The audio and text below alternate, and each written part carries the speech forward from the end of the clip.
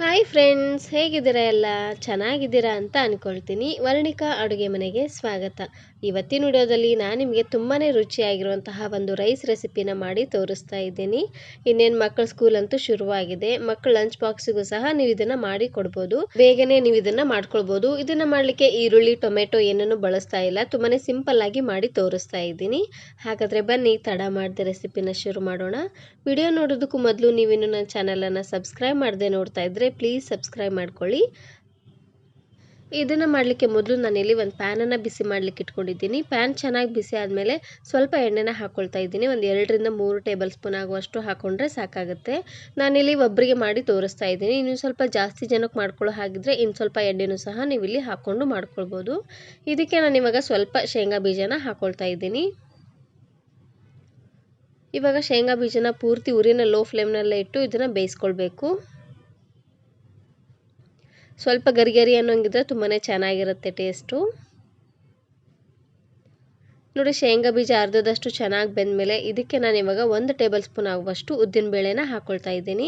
ಇದ್ರ ಜೊತೆಗೆ ಅರ್ಧ ಚಮಚ ಆಗುವಷ್ಟು ಜೀರಿಗೆ, ಸಾಸಿವೆ ಎರಡನ್ನೂ ಒಟ್ಟಿಗೆ ಹಾಕ್ಕೊಳ್ತಾ ಇದ್ದೀನಿ. ಮೊದಲು ನಾವಿಲ್ಲಿ ಶೇಂಗಾ ಬೀಜನ ಬೇಯಿಸ್ಕೊಳ್ಬೇಕು. ಅದಾದಮೇಲೆ ಉದ್ದಿನ ಬೇಳೆನ ಬೇಯಿಸ್ಕೊಳ್ಬೇಕು. ಶೇಂಗಾ ಬೀಜ ದಪ್ಪವಾಗಿರೋದ್ರಿಂದ ಬೇಗ ಬೇಯೋದಿಲ್ಲ. ಹಾಗಾಗಿ ಅರ್ಧದಷ್ಟು ಬೆಂದಮೇಲೆ ಉದ್ದಿನ ಬೇಳೆನ ಹಾಕ್ಕೊಳ್ಬೇಕು. ಇದಕ್ಕೆ ನಾನು ಇವಾಗ ಸಣ್ಣದಾಗಿ ಕಟ್ ಮಾಡಿರುವಂತಹ ಮೆಣಸಿನಕಾಯಿ ಹಾಗೆಯೇ ಸ್ವಲ್ಪ ಕರಿಬೇವು ಸೊಪ್ಪನ್ನು ಹಾಕ್ಕೊಳ್ತಾ ಇದ್ದೀನಿ. ಮೆಣಸಿನಕಾಯಿ ಒಂದು 2-3 ಹಾಕ್ಕೊಂಡ್ರೆ ಸಾಕಾಗುತ್ತೆ.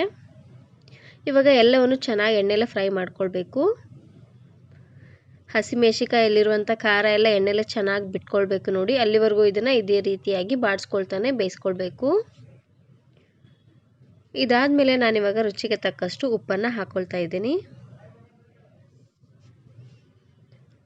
ಉಪ್ಪು ಸ್ವಲ್ಪ ಕರಗೋವರೆಗೂ ಇದೇ ರೀತಿಯಾಗಿ ಬಾಡಿಸ್ಕೊಳ್ತಾನೆ ಬೇಯಿಸ್ಕೊಳ್ಳಿ. ನಾನು ಇದೇ ರೀತಿ ಬಹಳಷ್ಟು ರೈಸ್ ರೆಸಿಪೀಸ್ನ ಮಾಡಿದ್ದೀನಿ. ವಿಡಿಯೋ ನೋಡಿಲ್ಲ ಅಂದರೆ ಈ ವಿಡಿಯೋ ಕೊನೆಯಲ್ಲಿ ಹಾಕಿರ್ತೀನಿ, ನೋಡಿ ಚೆಕ್ ಮಾಡಿ. ಇದಾದಮೇಲೆ ಲಾಸ್ಟಲ್ಲಿ ನಾನು ಇವಾಗ ಮಾಡಿರುವಂತಹ ಅನ್ನನ ಹಾಕ್ಕೊಳ್ತಾ ಇದ್ದೀನಿ. ಅನ್ನನ ಆದಷ್ಟು ಉದ್ದುದ್ರಾಗಿ ಮಾಡ್ಕೊಳ್ಳಿ, ತುಂಬಾ ಚೆನ್ನಾಗಿರುತ್ತೆ. ಅನ್ನನ ಹಾಕಿದ ಮೇಲೆ ಒಂದೇ ಒಂದು ಸಾರ್ತಿ ಈ ರೀತಿಯಾಗಿ ಚೆನ್ನಾಗಿ ಮಿಕ್ಸ್ ಮಾಡ್ಕೊಂಡು ತಗೊಳ್ಳಿ. ನಿಮಗೆ ಬೇಕು ಅಂದರೆ ಇದರಲ್ಲೇ ಶೇಂಗಾ ಬೀಜ ಬದಲಾಗಿ ಗೋಡಂಬಿನೂ ಸಹ ನೀವಿಲ್ಲಿ ಹಾಕ್ಕೊಂಡು ಮಾಡ್ಕೊಳ್ಬೋದು, ತುಂಬಾ ಚೆನ್ನಾಗಿರುತ್ತೆ. ನೋಡಿ, ಉರಿನ ಪೂರ್ತಿ ಲೋ ಫ್ಲೇಮ್ನಲ್ಲೇ ಇಟ್ಟು ಇದೇ ರೀತಿಯಾಗಿ ಬಾಡಿಸ್ಕೊಳ್ತಾನೆ ಬರಬೇಕು. ಇದಾದಮೇಲೆ ಲಾಸ್ಟಲ್ಲಿ ಸಣ್ಣದಾಗಿ ಕಟ್ ಮಾಡಿರುವಂತಹ ಕೊತ್ತಂಬರಿ ಸೊಪ್ಪನ್ನು ಹಾಕ್ಕೊಳ್ತಾ ಇದ್ದೀನಿ. ಹಾಗೆಯೇ ಅರ್ಧ ಹೋಳು ಆಗುವಷ್ಟು ನಿಂಬೆ ಹಣ್ಣಿನ ರಸ. ಇವೆರಡು ಹಾಕಿದ್ರೆ ಆಯಿತು. ತುಂಬಾ ರುಚಿಯಾಗಿರುವಂತಹ ಒಂದು ರೈಸ್ ರೆಸಿಪಿ ರೆಡಿಯಾಗಿ ಹೋಗ್ಬಿಡುತ್ತೆ. ಈರುಳ್ಳಿ, ಟೊಮೆಟೊ ಎಲ್ಲ ಹಾಕಿ ಮಾಡಿದ್ರೆ ಮಕ್ಕಳಿಗೆ ಅಷ್ಟೊಂದು ಇಷ್ಟ ಬರೋದಿಲ್ಲ. ಬರೀ ಅದನ್ನು ಆರಿಸಿ ತೆಗೆದು ಇಡೋದ್ರಲ್ಲೇ ಸರೋಗ್ಬಿಡುತ್ತೆ. ಅಂಥ ಟೈಮಲ್ಲಿ ನೀವು ಈ ರೀತಿಯಾಗಿ ರೈಸನ್ನು ಮಾಡಿಕೊಡಿ, ತುಂಬಾ ಇಷ್ಟಪಟ್ಟು ತಿಂತಾರೆ. ಹಾಗೆಯೇ ಬೇಗ ಕೂಡ ಆಗೋಗ್ಬಿಡುತ್ತೆ. ರಾತ್ರಿ ಅನ್ನ ಏನಾದರೂ ಉಳಿದಿದ್ರೆ ನಿಮಗೆ ಬೆಳಗಿನ ತಿಂಡಿಗೆ ಈ ರೀತಿಯಾಗಾದರೂ ಮಾಡ್ಕೋಬೋದು, ತುಂಬಾ ಚೆನ್ನಾಗಿರುತ್ತೆ. ಬರೀ ಚಿತ್ರಾನ್ನ, ಪುಳಿಯೋಗರೆ ತಿನ್ನೋದಕ್ಕಿಂತ ಈ ರೀತಿಯಾಗಿ ರೈಸನ್ನು ಮಾಡಿಕೊಂಡು ತಿನ್ಕೊಳ್ಳಿ, ತುಂಬಾ ರುಚಿಯಾಗಿರುತ್ತೆ. ನೋಡಿದ್ರಲ್ವ, ತುಂಬಾ ಸಿಂಪಲ್ಲಾಗಿ ಹಾಗೆ ಈಸಿಯಾಗಿ ಮಾಡುವಂತಹ ಒಂದು ರೈಸ್ ರೆಸಿಪಿನ ಯಾವ ರೀತಿ ಮಾಡೋದು ಅಂತ.